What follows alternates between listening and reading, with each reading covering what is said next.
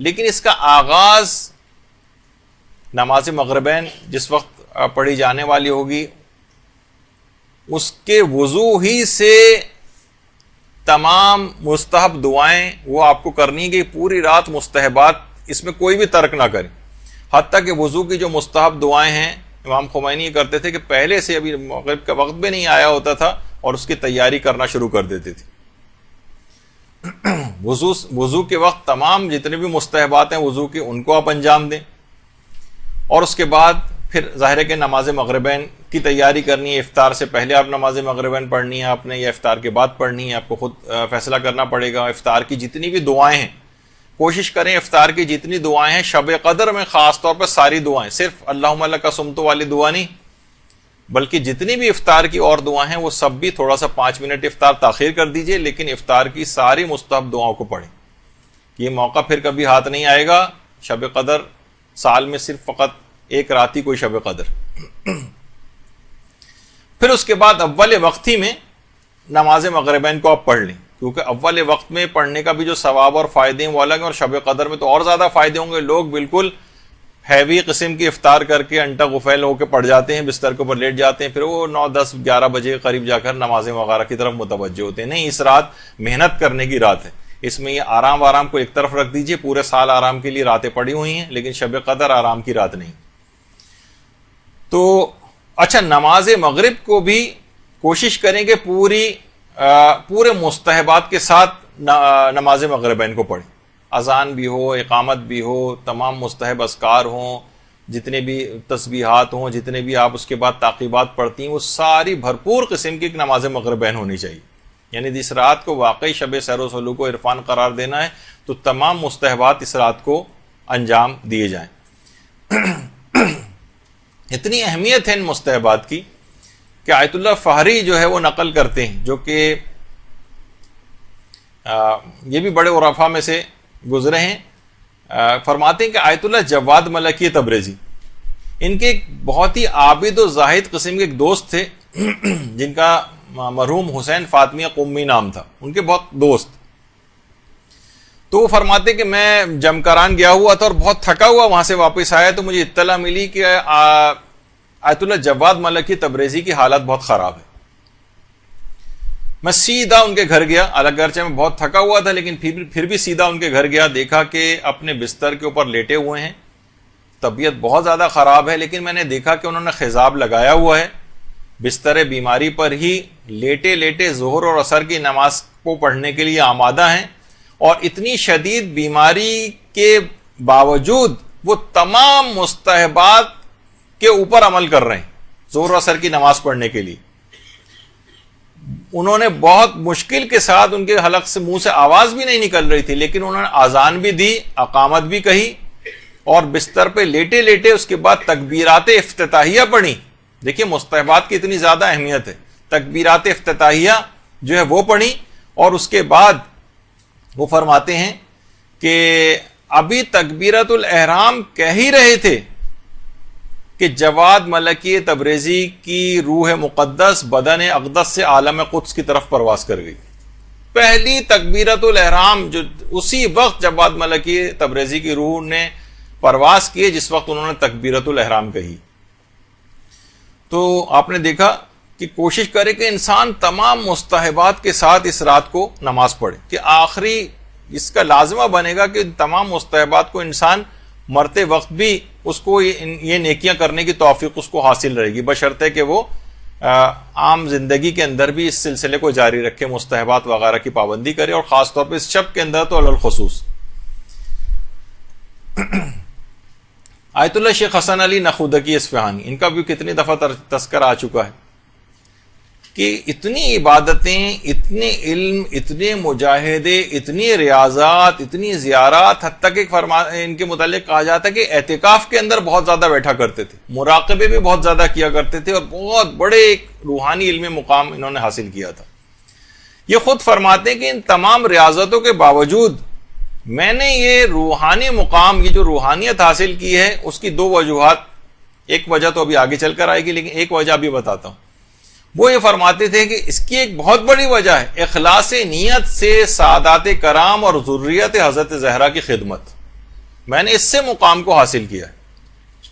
آیت اللہ شیخ حسن علی نخودکی اصفہانی امام خمینی کے بھی عرفانیات کے اساتذہ کے اندر سے، وہ فرماتے ہیں کہ یہ جو میں نے مقام حاصل کیا ہے یہ اخلاص نیت سے سادات کرام کی خدمت کے ذریعے حاصل کیا ہے۔ یہ رات اس لحاظ سے حضرت زہرا کی رات بھی ہے، حقیقت شب قدر تو حضرت زہرا ہی ہیں، تو ان کی اولاد کی خدمت کا اس رات کوئی عنوان ہو جائے، سادات کی مالی مدد۔ کتنے افراد ایسے ہیں کہ جو کہ اس رات کے لیے کوشش کر کے رکھتے ہیں کہ اسی رات ہی سادات کرام تک ان کی مالی مدد ہو جائے، اسی رات میں خاص طور پر عام زندگی میں بھی اس کو فراموش نہیں کرنا ہے کہ صرف ہم صرف ایک رات ہی کے اندر 150 روپے کسی سادات کو یا آٹے کی تھیلی پکڑا کے سوچیں کہ بس اب ہم نے ذریت حضرت زہرا کا حق ادا کر دیا، اور صرف مالیات کی حد تک یہ معاملہ نہیں، ان کی علمی مدد کرنا، ان کو یہ تمام امر بالمعروف و نہی عن المنکر کرنا، ان کو یہ تمام چیزیں سہولیات پہنچانا، ان کی آخرت کی بھی تو انسان فکر کرے سادات کرام کی۔ آخرت سے مرادی کہ بدعمالیوں کے اندر اگر گھرے ہوئے ہیں تو ان کو اس سے نکالنے کی صحیح اور کوشش کرنا کہ کسی بھی قسم کے عذاب کا شکار جو ہے وہ مرنے کے بعد نہ ہو۔ تو تمام اس امداد کے اندر جو خدمت ہے، جب یہ نہیں کہا کہ صرف میں مالی خدمت کرتا تھا، بلکہ کہا تھا ذریت حضرت زہرا کی اخلاص کے ساتھ خدمت میں نے کی، اس کے اندر یہ تمام چیزیں بھی شامل ہو جاتی ہیں۔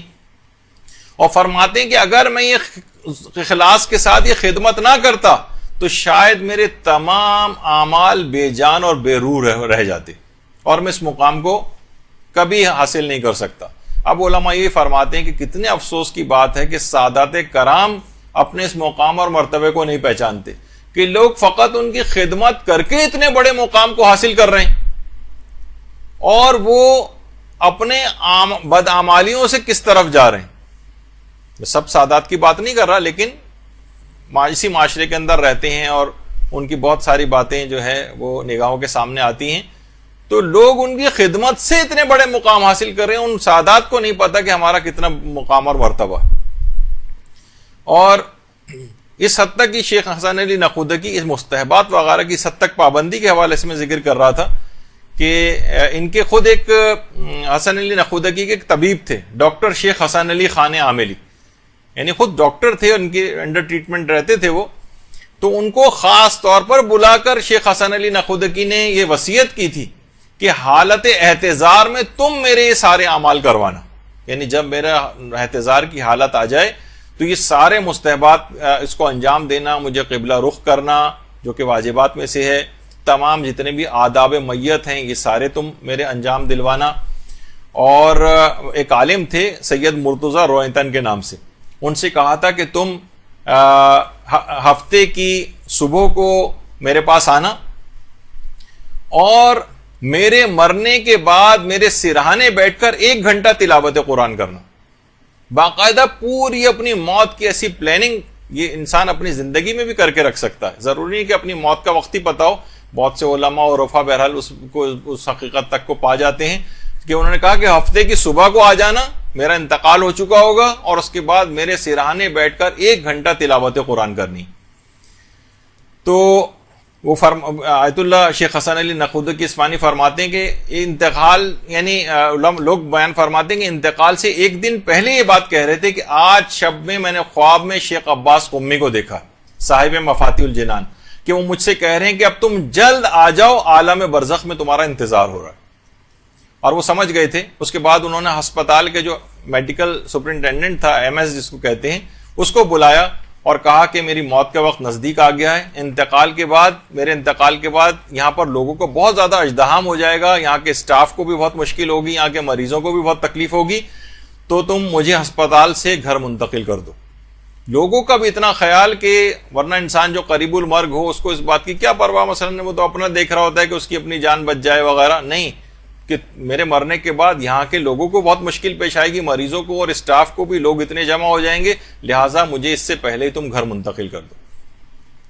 تو آیت اللہ شیخ حسن علی نخودکی کی پوری زندگی اسی طریقے سے مستحبات سے عبارت تھی۔ تو آج کی رات خاص طور پر مستحبات کی رات ہے، اور ویسے تو دیکھیے انسان مستحبات کے متعلق شریعت نے بہت زیادہ سختی نہیں کی ہے، لیکن اس رات میں اپنے اوپر سختی ضرور کرنی۔ ویسے تو کہا ہے کہ نہیں سختی مت کرو اپنے اوپر، مستحبات کو دل نہ چاہ رہا ہو تو ترک کر دو، لیکن اس شب قدر کے اندر اپنے آپ کو اپنے نفس کو مارنا پڑے، نیند آ رہی ہو، تھکن ہو رہی ہو، لیٹنے کو دل چاہ رہا ہو، یہ سب چیزیں آپ کو نہیں کرنی. اور دیکھیے یہ اتنی اس بات کی اتنی اہمیت، اسلام دیکھیے اس بات کی اتنی پرواہ کرتا ہے بہرحال کہ اگر کسی کا دل نہیں چاہ رہا تو زبردستی تھوپتا نہیں ہے اس کے اوپر. جیسے کہ ملتا ہے نا کہ آیت اللہ علی آغا قاضی کے متعلق ہی جب انہوں نے ایک دستور العمل دیا تھا آیت اللہ سید محمد حسن الہی طباطبائی کو، علماء اپنے لیے دستور العمل لکھواتے تھے کہ ہم کس طرح سے عمل کریں کیا. تو انہوں نے کہا تھا کہ دیکھو میں دستور العمل تمہیں دے رہا ہوں یہ. پھر اس کے بعد جب وہ بزرگی کی طرف چلے گئے تھے آیت اللہ حسن الہی طباطبائی، ان کی تصویر، تو کہا کہ دیکھو تم یہ اس پر خود بھی عمل کر سکتے ہو اور دوسروں کو بھی یہ دستور العمل دے سکتے ہو، کوئی مذائقہ نہیں ہے، لیکن اس بات کا خیال رکھنا کہ کسی کو بھی یہ دو، جب تک طلب صادق نہ دیکھو اس وقت تک یہ دستور العمل کسی کو نہ دینا. یعنی اس میں سچی تڑپ پائی جائے کہ ہاں میں بدلنا چاہتا ہوں، اپنے آپ کو میں عمل کرنا چاہتا ہوں. یہ نہ ہو کہ مثلا غلط مقاصد کے لیے دستور العمل مانگا جا رہا ہو کہ میں یہ چیزیں کچھ کرامتیں حاصل کر لوں، تو مثلا دنیا کو کمانے کا اس کا خیال ہو، یا اس کا دل نہیں چاہ رہا ہو، زبردستی آپ لوگوں کو دستور العمل بیان کر رہے ہوں. فرماتے تھے کہ نہیں یہ نہ کیا جائے. جس طرح کہا دیکھتے ہیں نا کہ مجالس کے اندر فری کتابیں بھی تبرک کے طور پر ڈسٹریبیوٹ کی جاتی ہیں کوئی چیز، تو لوگ اکثر جیسے دعاؤں کی، تو اکثر لوگ اتنی غیر اہم اس کو سمجھتے، طلب صادق نہیں پائی جاتی، زبردستی پکڑائی جا رہی ہے ان کو. اکثر لوگ وہیں مساجد کے اندر ادھر ادھر کونوں کے اندر رکھ کے چلے جاتے ہیں، ان کو اس بات کی پرواہ نہیں ہوتی کہ یہ اس کو تبرک کے طور پر چیز دی گئی ہے. تو فرماتے تھے، بلکہ ایک چیز اور بھی کہتے تھے کہ ازائے اسرار حرام است، یہ زیر اس کے اندر غلط لگا ہوا ہے، یعنی فرماتے تھے کہ جو رازوں کا ظاہر کرنا یہ ایک لحاظ سے حرام ہے. یعنی جن کے اندر طلب صادق نہیں پائی جاتی تو آپ ان کو بے احترامی نہ کروائیں یہ چیزیں دے کر ان کو. تو یہ بہرحال یہ جو رات ہے اس بات کا اس میں خیال کرنا ہے کہ ہر شخص کو، اکثر یہ مقام پہ یہ بھی دیکھا گیا کہ چھوٹے چھوٹے بچوں کے اوپر بھی بہت زیادہ زبردستی کر کے ان سے عمل، بچوں پہ اتنی زیادہ سختی کی ضرورت نہیں. دیکھیے دیکھا ہوگا آپ نے ڈاکٹر حضرات کو بھی کہ وہ ہر دوا ہر مرض کے افراد کے اعتبار سے اس کی ڈوز بھی الگ ہوتی ہے، کانسٹیٹیوشن بھی مریض کی دیکھی جاتی ہے، باڈی ویٹ کے اعتبار سے بھی دوائیں جو ہے وہ دی جاتی ہیں. تو ہر ایک کو ایک طرح سے وہ نہیں ہونا چاہیے. بہت سے بچوں کو کچھ وقت کے لیے جگائیں، پھر سونے دیں، کچھ عمل کروائیں، کچھ ریلیکس کر دیں، بڑی دعاؤں کی طرف نہ لے جائیں، چھوٹی چھوٹی چیزیں ان سے کروا لیں، ان کا آپ کو اس لحاظ سے خیال کرنا ہے. تو بہرحال اذکار، لیکن اپنے اوپر سختی کریں، اپنے تو ایک ایک لمحے سے کشید کریں. تو خاص طور پر علماء فرماتے ہیں اس رات جب آپ تھوڑا سا لیٹ بھی جائیں، تھکن بھی اگر آپ کو محسوس ہو رہی ہو، تو ہلکے پھلکے طریقے سے آپ کم سے کم جس وقت آرام بھی کر رہے ہیں اس وقت بھی اذکار الہی زبان کے اوپر جاری رہیں شب قدر میں. خاص طور پر جو اذکار کا جو سردار ہے، جس کو لا الہ الا اللہ کا جو کلمہ ہے، کہتے ہیں اس کو تو ہونٹوں کی معمولی سی حرکت دینے کی بھی ضرورت نہیں ہے. اس کلمے کو آپ پڑھ کے دیکھ لیں تو بہت اس میں ہونٹوں کی حرکت کی بھی ضرورت نہیں.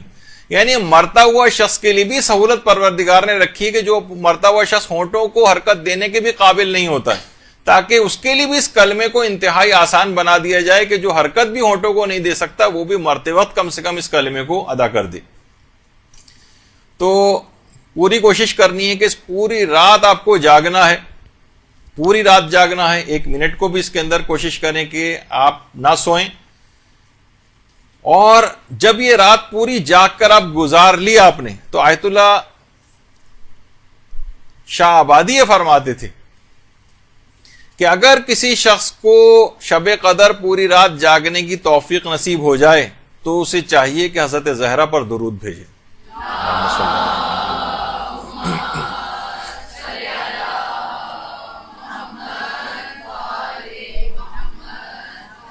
اور اس شب قدر سے ایک پیغام بھی لینا ہے. عام زندگی میں بھی کوشش یہ کریں کہ عبادت کے لیے کوئی ایک حصہ رات کا ضرور جاگ کر گزاریں، چاہے 10 منٹ کا صحیح، 15 منٹ کا صحیح. واجب نماز سے ہٹ کر آدھی رات سے تو لوگ آج کل ویسے ہی 2-2 3-3 بجے سوتے ہیں یا صبح کے قریب جا کر سوتے ہیں، تو کم سے کم اس رات کا کوئی حصہ عبادت کا ضرور اپنے لیے قرار دے دیں.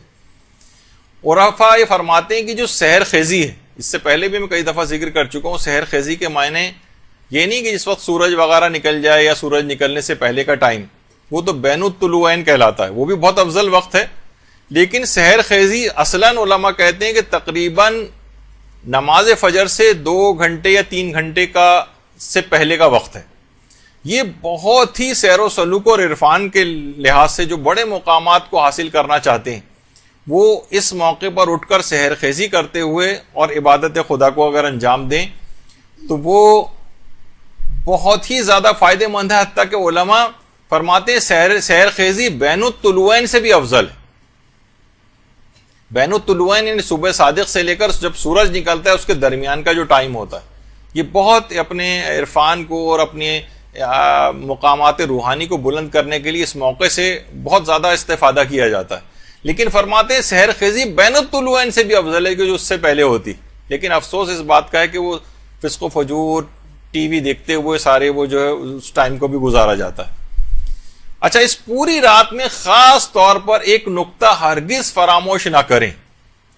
یہ بہت آپ کو اس رات میں خصوصیت کے ساتھ ایک تاکید ہے کہ اس پوری رات میں ایک بھی گناہ نہیں ہونا چاہیے, ایک بھی.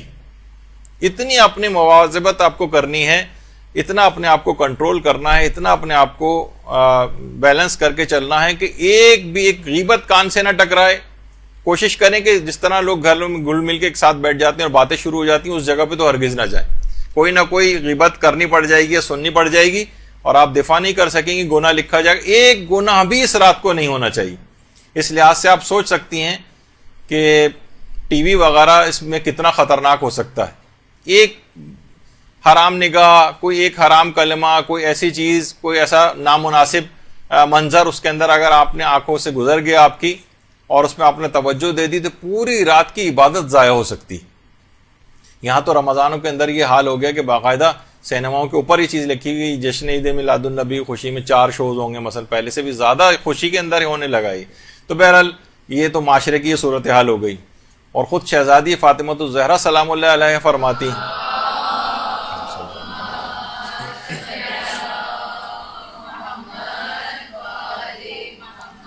کہ اگر روزے دار کے مثلا یہ اعضاء و جوارے یہ اگر روزے سے نہ ہوں اور ان سے مثلا نافرمانی پروردگار ہوتی رہے تو پھر اس کے روزے کا فائدہ کیا ہوگا. اسی طریقے سے شب قدر کے لیے بھی کہ اس کی شب قدر کے سارے اعمال ضائع ہو جائیں گے اگر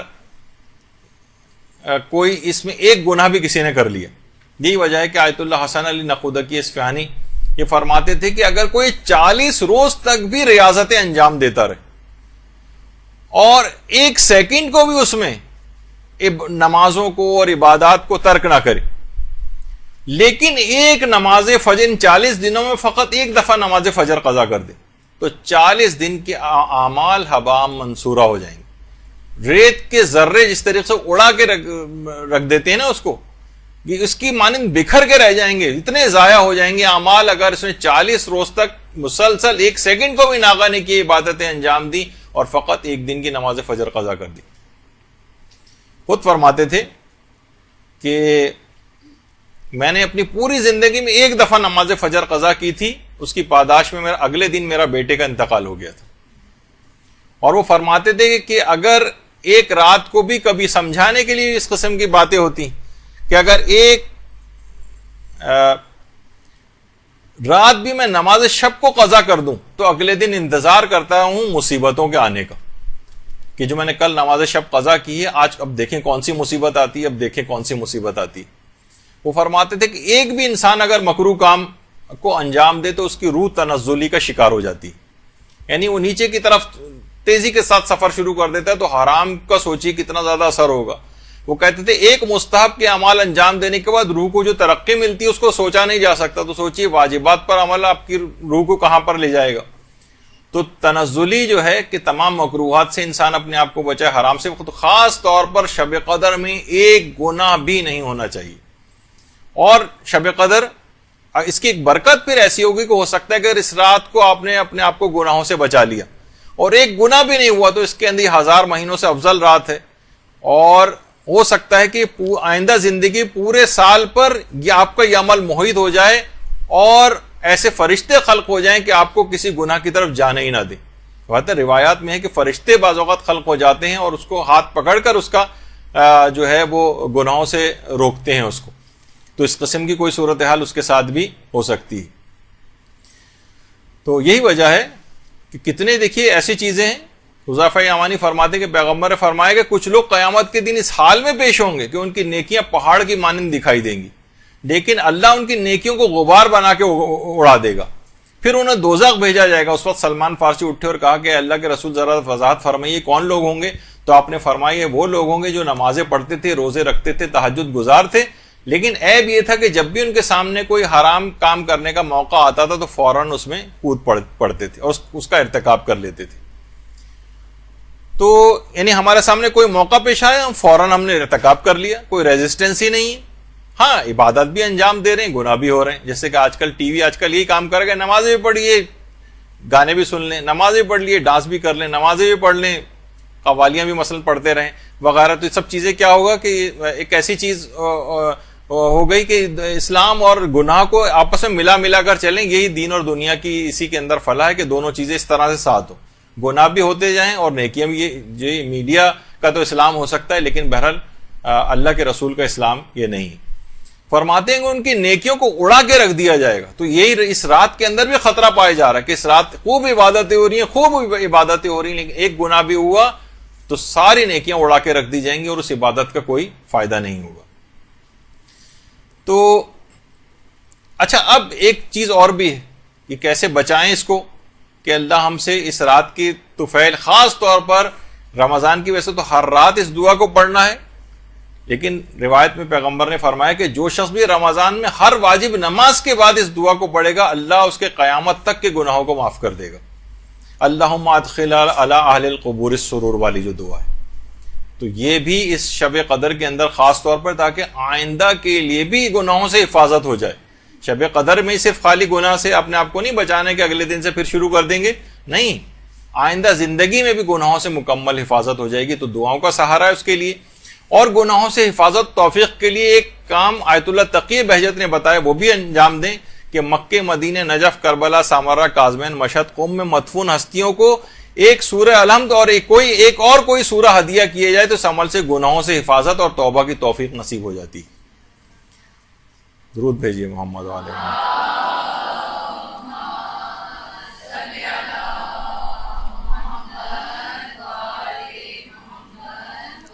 ایک سورہ الحمد اور اس کے ساتھ کوئی ایک سورہ، وہ ان جگہ مقدس جگہوں پہ مدفون جو ہستیاں ہیں ان کو آپ ہدیہ کریں تو اس کا فائدہ یہ ہوگا، گناہوں سے حفاظت ہوگی اور توبہ کی توفیق نصیب ہوگی. بہترین عمل ہے اس رات کو کرنے کے حوالے سے تاکہ آئندہ زندگی میں بھی اپنے آپ کو گناہوں سے بچایا جا سکے اور فقط اس رات کی حد تک محدود نہ ہوا جائے کہ اس رات کو کوئی گناہ نہ ہو بلکہ آئندہ زندگی میں بھی نہ ہو. ایک چیز اور بھی علماء نے اس کی تاکید کی ہے، وہ یہ کہ دیکھیے اتنی عظیم رات آپ کو مل رہی ہے،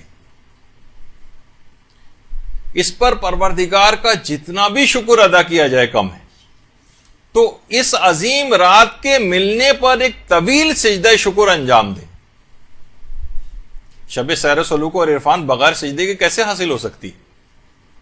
اس رات ایک طویل سجدہ شکر جو انجام دیں.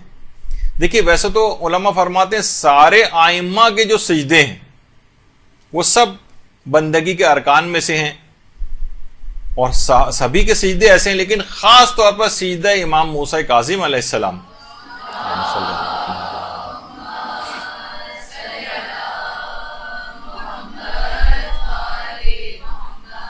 ایک طویل سجدہ انجام دے جس کے اندر اس دعا کو پڑھے، عظم الذنب من عبدک فلیحسن العفو من عندک، کہ تیرے اس بندے کے گناہ بہت عظیم ہیں پروردگار، بہت بڑے بڑے گناہ ہیں، لیکن تو اس بندے کو بخش دے اور تیری بخشش کتنی حسین ہے. تو فرماتے ایک طویل سجدہ شکر انجام دیں اور کوشش کریں کہ اس دعا کو بھی اگر اس کے اندر پڑھ لیں. اور علماء ایک چیز اس دعا کے علاوہ ایک ذکر کو اور فرماتے ہیں اور وہ ہے ذکر یونسیہ کو. جتنا بھی ہو سکے ذکر یونسیہ بھی اس طویل سجدے کے اندر ہی انجام دے لیں اور خاص طور پر یہ طویل سجدہ نماز عشاء کے بعد انجام دیا جائے. اور یقیناً انسان پہلے تو مغربین کی نماز ہی پڑھے گا، پھر دعا اور اذکار اور دیگر عبادات کی طرف جائے گا. تو طویل سجدہ شکر. اور اس کے اندر اگر جب سجدے شکر کرنے ہی جا رہے ہیں تو کیوں نہ اس سجدے کو اختیار کر لیں جس کا پہلے بھی تذکرہ ہوا، جس کو کرنے کی وجہ سے حضرت ابراہیم اس مقام تک پہنچے تھے، جو آیت اللہ عبد الکریم کشمیری نے بیان کیا تھا کہ سجدے میں پیشانی رکھ کر 3 دفعہ کہیں الحمدللہ، پھر پیشانی کا دایاں حصہ رکھیں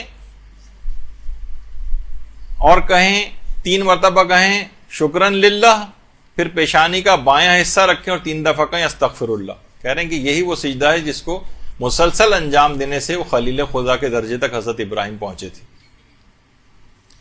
تو سجدہ شکر انجام دیں، اور اس وجہ سے بھی دیکھیے سجدہ شکر کرنا ہے کہ رات آپ کو مل گئی ہے۔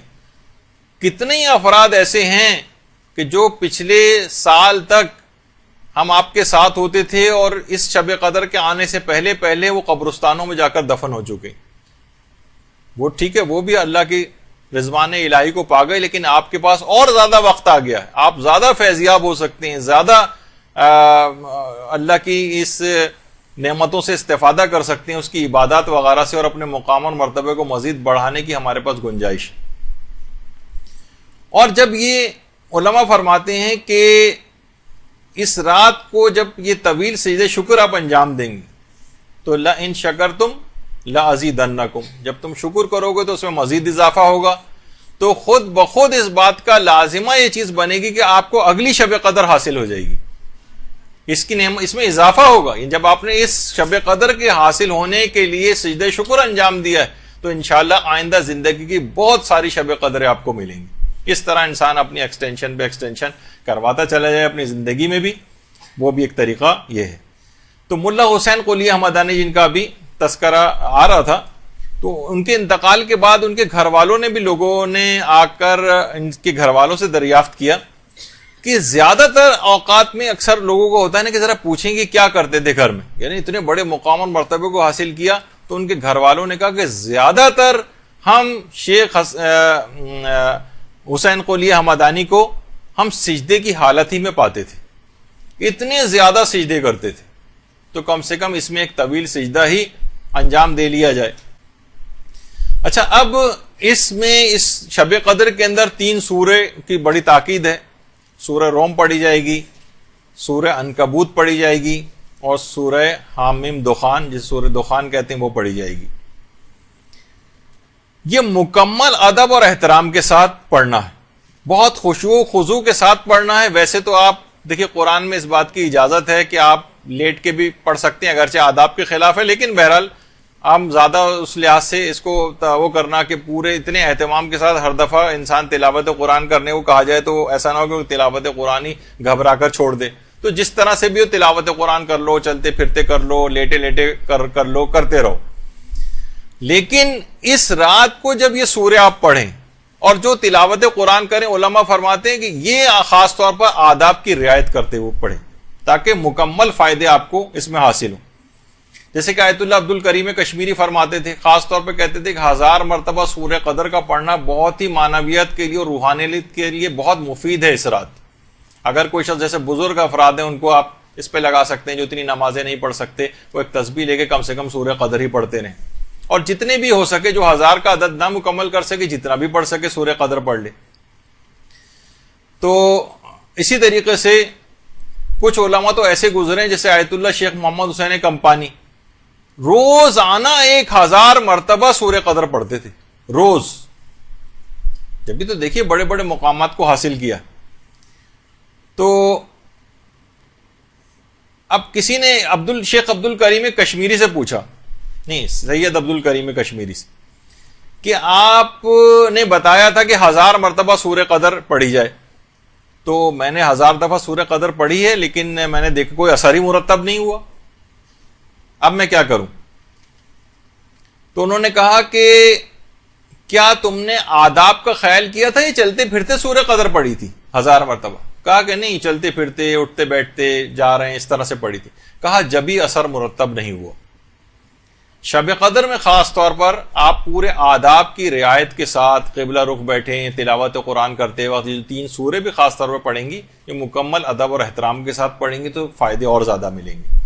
جیسے خود ایک دفعہ شیخ سید عبد الکریم کشمیری کے پاس ایک عالم آئے اور اپنی بیوی کے سلسلے میں بڑی شکایت کی کہ اس نے دیکھیں علماء کی بیویاں بھی اس قسم کی آ جاتی ہیں، اور بہت سی عورتوں کے شوہر بھی بہت خراب ان کو مل جاتے ہیں، کہ اتنا زیادہ مجھے پریشان کر کے رکھا ہوا ہے کہ اپنی پریشانی کی شکایت لے کر عبد الکریم کشمیری کے پاس آئے کہ مجھے حل بتائیے کہ میں کیا کروں.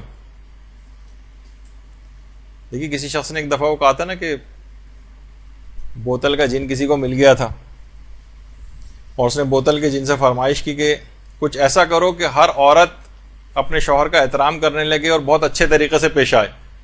تو بوتل کا جن دوبارہ بوتل میں جا کے بیٹھ گیا اور کہا چچا میاں ذرا کارک اوپر سے کس کے لگانا. تو مقصد کہنے کا یہ ناممکن چیز تو مجھے کام بتا رہا ہو، ایسا ہو ہی نہیں سکتا. تو بہرحال آئے وہ کہنے لگے میں کیا کروں، مجھے تو کوئی طریقہ بتائیے.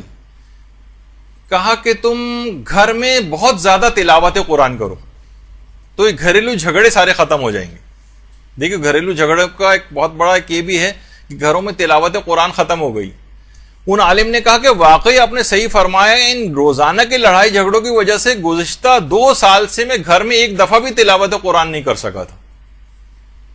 تو گھروں میں خالی صرف یہ نہیں کہ تلاوت قرآن بھی اگر آپ کو کرنی ہے تو صرف اس رات کی حد تک کرنی ہے، نہیں، اس کا اس کو پورے سال پر بھی محیط کرنا. یہی وجہ ہے کہ آیت اللہ شیخ مجتبہ لنکرانی وہ خود فرماتے تھے کہ آخری عمر میں بہت زیادہ قرآن پڑھنے لگے تھے، انتقال سے پہلے بہت ہر وقت قرآن پڑھتے نظر آتے تھے، اور فرماتے تھے کاش بہت سی کتابوں کو جوانی میں پڑھنے سے بہتر تھا میں قرآن کے اوپر ہی وقت لگاتا. ہم دیکھیے بہت سارے جب علوم حاصل کر رہے ہوتے ہیں نا تو کچھ ایسی علوم کی طرف بھی چلے جاتے ہیں جو اتنے فائدے مند نہیں ہوتے. تو آپ کو یاد ہوگا کہ امام خمینی نے نسخہ کیمیا جن شیخ حسن علی نخودکی اصفہانی سے حاصل کیا تھا، جن کا کئی دفعہ تذکر آ چکا ہے. ایک طریقہ تو وہ سادات کرام کی خدمت کا انہوں نے بتایا تھا جس سے انہوں نے اس عظیم مقام کو حاصل کیا. دوسرا طریقہ جو میں نے کہا تھا آگے چل کے بتاؤں گا وہ یہ طریقہ ہے.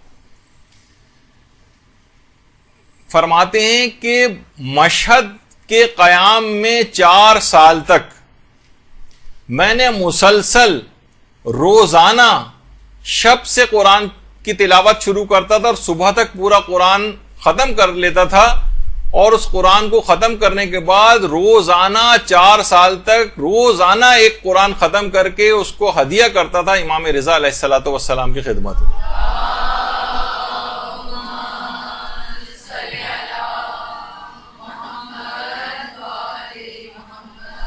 روزانہ ایک قرآن ختم کر کے سوچ سکتے ہیں آپ کہ کتنا زیادہ مشکل کام ہے. رات میں قرآن شروع کرتے تھے، صبح تک ختم کرتے تھے اور اس کو خدمت امام رضا میں ہدیہ کرتے تھے، اور اس عمل کو مسلسل 4 سال تک انجام دیا ہے. یعنی 1440 قرآن، یعنی تقریباً 1500 قرآن تو امام رضا کی خدمت میں ثواب کے طور پر، ہدیہ کے طور پر پیش کی. دیکھیے ایسے تو مقامات حاصل نہیں ہو جاتے نا. محنت ہم یہاں شب قدر میں محنت کرنے کو تیار نہیں ہیں اور راہیں ڈھونڈ رہے ہوتے ہیں کہ یہ 10 دفعہ پڑھنے کے بجائے 1 دفعہ ہی پڑھ لیں، اور لان جو ہے 100 دفعہ کے بجائے 1 دفعہ ہی پڑھ لیں. ہر وقت شارٹ کٹس کی تلاش کے اندر رہتے ہیں. تو بہرحال پھر وہ جب ہی کسی مقام کو حاصل بھی نہیں کر پاتے. تو دیکھیے اس قرآن سے کتنے مقامات عالیہ کو حاصل کیا اسی قرآن کی تلاوت سے. تو اس قرآن کو کوشش کریں کہ اپنے اندر بھی اتاریں. یہی وجہ ہے کہ آیت اللہ حسن زادہ عاملی فرماتے تھے قرآن شب قدر میں نازل ہوا، شب قدر میں قرآن دل میں اتارو گے تو تمہاری ذات کا حصہ بن جائے گا. اگر فقط سر پر رکھو گے تو 5 منٹ بعد یہ الگ ہو جائے گا، تم الگ ہو جاؤ گے. صرف اگر سر کی حد تک، ابھی آپ نے دیکھی تھی نا ایک تصویر، وہ فیشن زدہ ناخن آپ نے دیکھے جس میں وضو بھی ممکن نہیں ہے جس کے اوپر، اور اس میں پھر آپ جو ہے اس قسم کے اعمال انجام دے رہے ہوں، تو پھر اس کا مطلب ہے کہ ذات کا حصہ قرآن بنا نہیں، یہ الگ تم الگ. اس کے اوپر عمل کرو قرآن کے اوپر. یہی وجہ ہے کہ آیت اللہ جواد عاملی بھی فرماتے ہیں کہ ہم صرف قرآن کے دیکھیے جلد کے جو جلد ہوتی ہے اس کے بوسے لیتے ہیں، ہم قرآن کے صفحات کے بوسے لیتے ہیں، کیونکہ ہم سمجھتے ہیں کہ یہ صفحات متبرک ہو چکے ہیں، اور حقیقت ہے. دیکھیے ہم جب بھی حجاز مقدس جاتے ہیں اور وہاں پر خانہ کعبہ، مسجد نبوی وغیرہ جاتے ہیں تو ہمیں تبرکات کو چومنے سے روکا جاتا ہے. آیت اللہ سید عبد الحسین شرف الدین موسوی عاملی، جو کہ کتاب المراجعات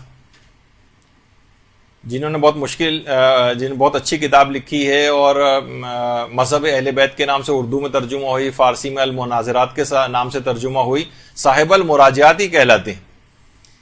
اور جب یہ حج پر تشریف لے گئے تھے، اور باقاعدہ شاید وہ پہلے عالم دین ہیں گزشتہ کئی سو سالوں کے اندر کہ جنہوں نے مسجد الحرام میں باقاعدہ ان کی امامت میں نماز تک ادا کی گئی، مسجد الحرام میں، عبدالحسین شرف الدین موسوی۔ تو اس زمانے کا جو بادشاہ تھا ملک عبدالعزیز، ان سے ملاقات بھی ہوئی، تو آپ نے بادشاہ کو چمڑے کی جلد میں قرآن کا تحفہ پیش کیا۔ بادشاہ نے اس کو لیا، چوما، پیشانی اس کے اوپر رکھی۔ فوراً آپ نے کہا ہے بادشاہ آپ نے اس کی جلد کا بوسہ کیوں لیا؟ یہ تو بکری کی کھال کا بنا ہوا ہے۔ بادشاہ نے کہا میں نے اس کا بوسہ نہیں لیا، بلکہ اس کے اندر جو موجود قرآن ہے اس کی تعظیم میں نے کی۔ تو فوراً آپ نے کہا احسنت، اے بادشاہ ہم شیعہ بھی رسول کی زری کو اسی احترام اور تعظیم کی خاطر ہی بوسہ دیتے ہیں۔ اللہم صلی علی محمد و علی محمد۔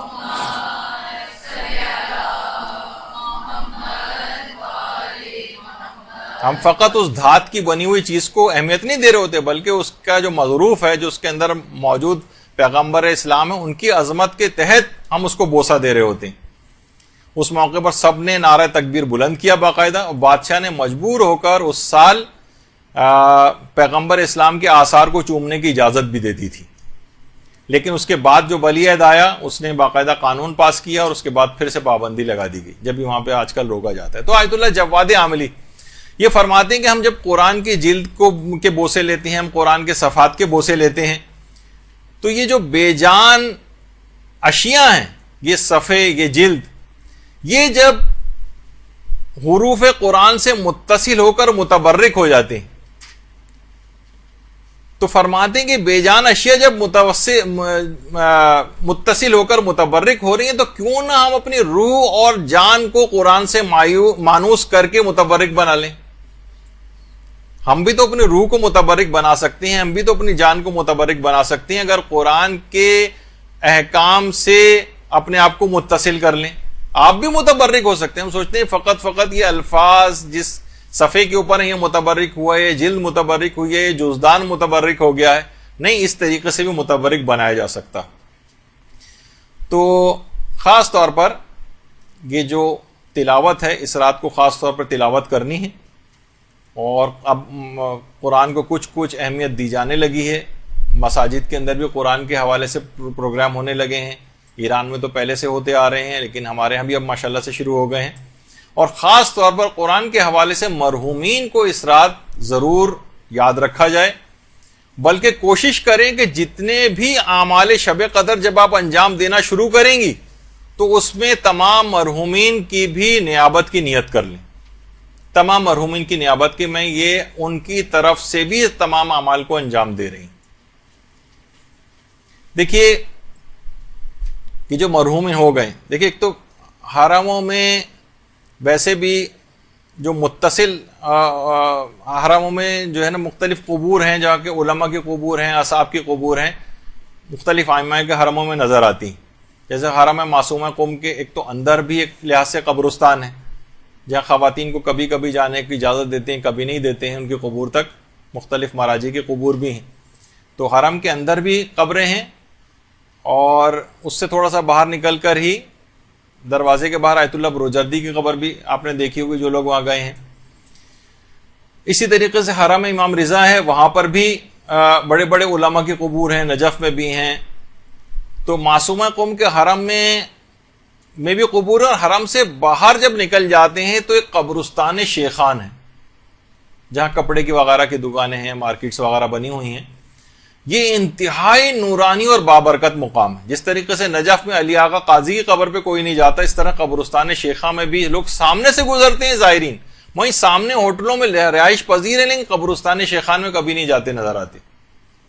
اور کتنے بڑے بڑے علماء اور شہداء اور اصحاب امام اس قبرستان کے اندر دفن، بالکل متصل۔ زکریا ابن آدم، چھٹے 7ویں 8ویں امام کے صحابی، اور امام خود کہتے تھے جس کو کوئی مسئلہ پیش آتا تھا کہ میں آ نہیں سکتا، کہا زکریا ابن آدم سے جا کر پوچھو. اور اس کے علاوہ زکریا ابن ادریس اور ابن قولویہ کی قبر بھی وہاں قریب ہی ہے، اس سے متصل ہی ہے. جواد ملکی تبریزی کی قبر وہاں پر ہے، کتنے جن کا بھی ذکر ہو رہا تھا. رہبر معظم بھی جب بھی جاتے ہیں جواد ملکی تبریزی کی قبر پہ ضرور جاتے ہیں. اس کے علاوہ مرحوم حید جی، یہ خود عرفا میں سے ہیں، موت اختیاری کے حوالے سے ان کا واقعہ تھا جو کہ اب اتنا وقت نہیں ہے کہ اس کو پڑھا جائے. تو طالب علموں کے لحاظ سے اور جو زائرین ہیں اور مومنین کو اس قبرستان میں ضرور جانا چاہیے. تو اپنے تمام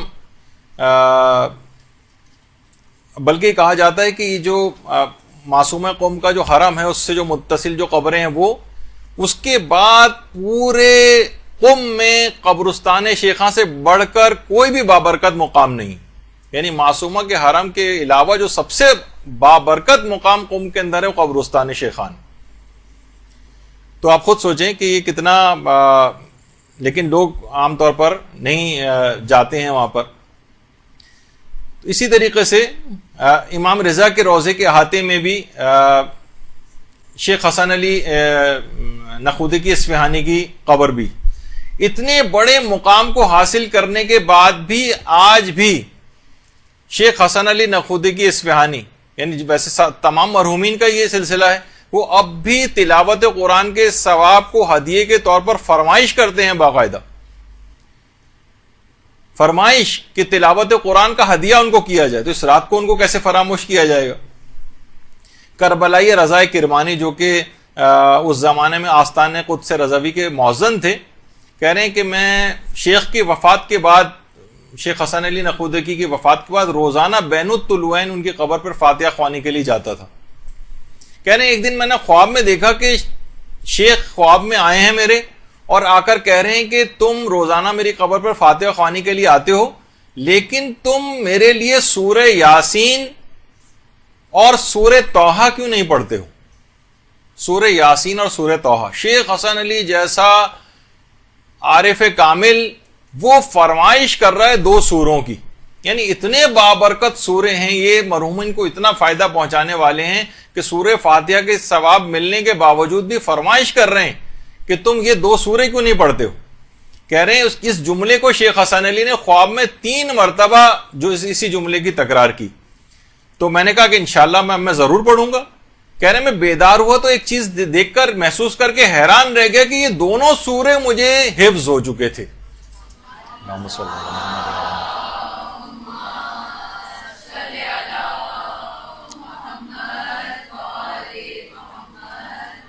اور کہہ رہے ہیں اس کے بعد میں نے روزانہ جا کر ان سوروں کی تلاوت شروع کر دی. تو آپ نے دیکھا کہ بہرحال آج کی رات مرحومین اس طرح سے آپ کی تلاوت قرآن کے ثواب کا بھی انتظار کریں گے. اور یقیناً یہ 2 سورے اگر پڑھنے کے بعد کسی کے پاس وقت ہو تو وہ اس سورہ یاسین اور سورہ طٰہٰ کو اپنے مرحومین کے لیے ضرور تلاوت کریں. دیکھیے عبادت میں بہرحال محنت تو کرنی. آپ سوچ رہے ہوں گے کہ کتنے زیادہ تو یہ چیزیں آتی جا رہی ہیں، اس کا وقت اتنا کہاں ہوگا. اللہ انشاءاللہ برکت اس میں پیدا کرے گا، وقت بھی نکلے گا. تو یہی وجہ ہے کہ آیت اللہ تقی بہجت کہتے تھے کہ زمانہ غیبت میں جو عبادات کرنے کا ثواب ہے زمانہ ظہور سے زیادہ ہے. یعنی اس میں جو اگر آپ نے محنت کر لی تو اس کا ثواب زمانہ ظہور امام، یعنی جب امام ظہور کر جائیں گے اس وقت کی عبادت سے زیادہ ثواب آج کل کے دور میں عبادت کا ہے. اچھا، اس رات کے لیے پیغمبر تو کہہ چکے ہیں کہ شب قدر میں کسی نے پوچھا پیغمبر سے کیا مانگے تو آپ نے کہا تم صحت اور عافیت مانگو. صحت انسان کے نہیں ہوتی تو تمام عبادات کی انجام دہی سے بھی رہ جاتا ہے. تو علماء فرماتے ہیں خاص طور پر بیمار حضرات اس رات کو دعائے مشلول بیماری کے لیے ضرور پڑھیں، یا ان کے لواحقین یا ان کے جو گھر والے ہیں وہ اپنے بیماروں کے لیے دعائے مشلول، کہ اس میں اعظم اس کے اندر ہے، اس دعا کے اندر، اور یہ بہت مجرب ہے. تو بیماروں کے لیے علی الخصوص اگر کوئی دعائے مشلول پڑھے تو شب قدر کے اندر بہت فائدہ ہے. اچھا، ایک چیز اور بھی ہے، آج کل لوگ ایک چیز کی بہت زیادہ سوالات کرتے دیکھے جا رہے ہیں کہ دل کو ہمارے سکون نہیں ملتا ہے. دل سے جیسے سکون غائب ہو گیا، دل میں ہر وقت دھڑکے لگے رہتے ہیں، یعنی بظاہر لوگوں کے مالی حالات اچھے ہوئے لیکن سکون غارت ہو گیا. تو حجت الاسلام صوفی وہ فرماتے ہیں کہ دل کے سکون اور آرام کے لیے، جس میں دل کی ظاہری بیماریاں بھی شامل ہیں، باطنی بیماریاں بھی شامل ہیں، اور سکون قلب کے لیے فرماتے ہیں اگر ہاتھ کو سینے پر رکھ کر انسان 3 مرتبہ کھڑے ہو کر اور 3 مرتبہ بیٹھ کر سورہ رات کی آیت نمبر 28 پڑھے، الذین آمنوا وتطمئن قلوبہم بذکر اللہ الا بذکر اللہ تطمئن القلوب، کہ اگر کوئی شخص اس آیت کو پڑھے کہ وہ لوگ جو ایمان لائے ہیں ان کے دلوں کو اللہ کے ذکر سے اطمینان ملتا ہے، اور آگاہ ہو جاؤ کہ اطمینان دلوں کو فقط اللہ کے ذکر سے ہی ملتا ہے. سورہ رات کی آیت نمبر 28 کو 3 مرتبہ سینے پر ہاتھ رکھ کر کھڑے ہو کر 3 مرتبہ اور 3 مرتبہ بیٹھ کر پڑھے تو دل کی ظاہری اور باطنی بیماریوں کے لیے اور سکون قلب کے لیے بہت مجرب عمل ہے، یہ فرماتے ہیں. تو بیچ میں ذکر آ گیا، سوچا کہ لوگ بہت زیادہ آج کل پریشان ہیں کہ مالی حالات کے ٹھیک ہونے کے باوجود بھی. اچھا، اب ایک چیز اور علماء فرماتے ہیں کہ خاص طور پر نماز شب اس کو فراموش نہ کریں. جو اس کے پابند نہیں ہے نماز شب کو، خاص طور پر نماز شب اس رات کو کوشش کریں کہ اس رات سے عہد کر لیں. جو شب قدر کا ایک بہت بڑا فائدہ آپ کو اٹھانا ہے نا کہ نماز شب روزانہ آپ پڑھیں گے، تو کوشش کریں ایک تو 11 رکعت والی نماز شب، وہ شب قدر سے اس کا آغاز کر دیں، جو کہ بعد کی زندگی تک بھی اس کو جاری و ساری رکھیں. اچھا، اب مسئلہ ہے کہ باتیں ابھی پھر بہت تھیں، تقریباً میرے اعتبار سے تقریباً آدھے گھنٹے کا تقریباً میرے لحاظ سے ابھی میٹر اور تھا کہ جو کہ کچھ اعمال اور بیان کرنا تھے، لیکن ظاہر شب قدر ایک ایسی عظیم اور بابرکت رات ہے کہ بہرحال اس کا جتنا بھی اس کا حق کبھی ادا ہو ہی نہیں سکتا ہے. تو کوشش یہ کریں کہ جتنے بھی اعمال بتائے گئے ہیں، بہت سے علماء یہ جملہ بھی کہتے ہیں کہ ہماری زندگی میں تبدیلی کیوں نہیں آتی. طالب علموں سے فرماتے ہیں کہ تبدیلی یوں نہیں آتی کہ پچھلی کلاس کا سبق جو ہے اس پر عمل تم نے نہیں کیا ہوتا. یعنی جو انسان جتنا حاصل کر لے اس پر عمل شروع کر دے تو خود بخود اس کے اندر تبدیلی آتی چلی جائے گی. ہمارے ساتھ یہ کہ جتنی بھی چیزیں بتائی گئی ہیں اس پر عمل کرنا شروع کر دیں، انشاءاللہ پھر اپنے نفس کے اندر بہت تبدیلیاں آپ کو نظر آئیں گی. یہ رات دعاؤں کی رات ہے، قبولیت کی رات ہے. کوشش کریں، گڑ گڑائیں کہ چشمے قبولیت، زمزم ہے جو قبولیت ہے اس کو بہرحال جاری ہونا ہی پڑتا ہے. دعاؤں کو ایڑیاں رگڑیں باقاعدہ اس رات کو، تو انشاءاللہ تمام اپنی دعاؤں کو بھی آپ قبول کروا لیں گے، اپنی زندگی کے اندر ایک ایسی پرماننٹ تبدیلی بھی لے کر آئیں گے کہ آئندہ زندگی میں انسان کوئی گناہ نہ کرے اور مکمل زندگی کو اطاعت الہی میں گزارے.